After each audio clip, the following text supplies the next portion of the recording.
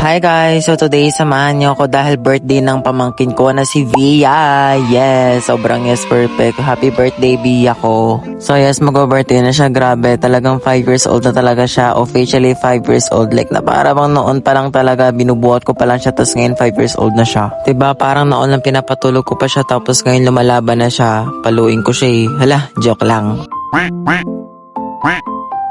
By the way, that time nga pala is nandyan na nga pala kami sa mall and dito nga pala kami kumain sa Scorched Smokehouse or Scorched Smokehouse. Basta kayo nang bala kung paano nyo ba yung binabasa. Huwag nyo akong pinapahirapan. Hala. Okay, so ayan. So finally, dumating na nga rin pala yung mga order namin. Pero syempre, hindi kompleto ang birthday kapag hindi ka kinanta ng happy birthday.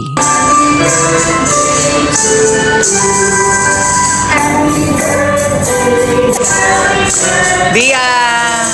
Smile!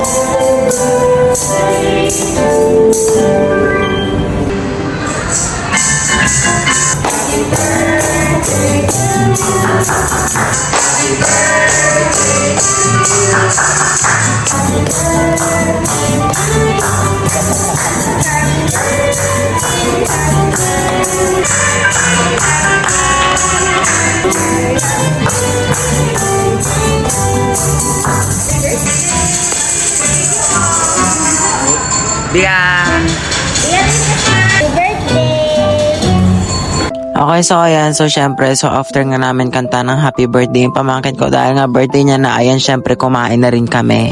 So tapusin niyo tong vlog na to hanggang dulo kasi may second agenda pa ako mamaya, bandang dulo pa yun, kaya panoorin niyo to ng buo.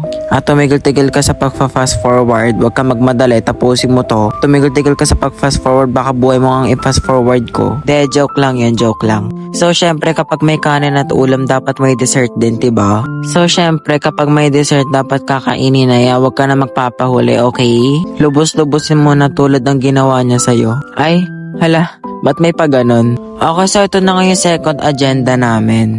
So yung pamangkin ko kasi, yung nag-birthday kanina is papasok na rin siya ng school, nursery, ganon. So syempre, binilhan na rin namin siya ng mga school supplies na mga needs niya sa school, ganon. Tapos ako naman, syempre may mga kulang pa ako na unti na lang naman na. So unti lang yung mga pinadagdag ko. So bumili lang ako ng isang notebook kasi yun lang naman yung kulang ko. Tsaka tumbler which is yung aqua flask na pabili na rin ako.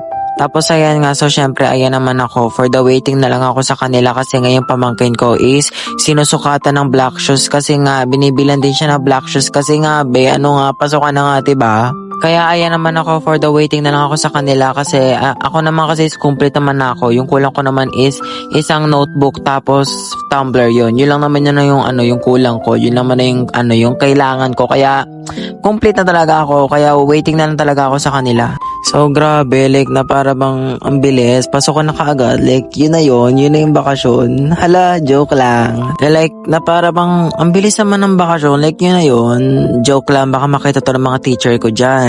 Hala, joke lang. I love school. Lagi ako pumapasok ng school. Joke lang po yun, ma'am and sir. By the way, dyan nga pala is nagbabayad na kami.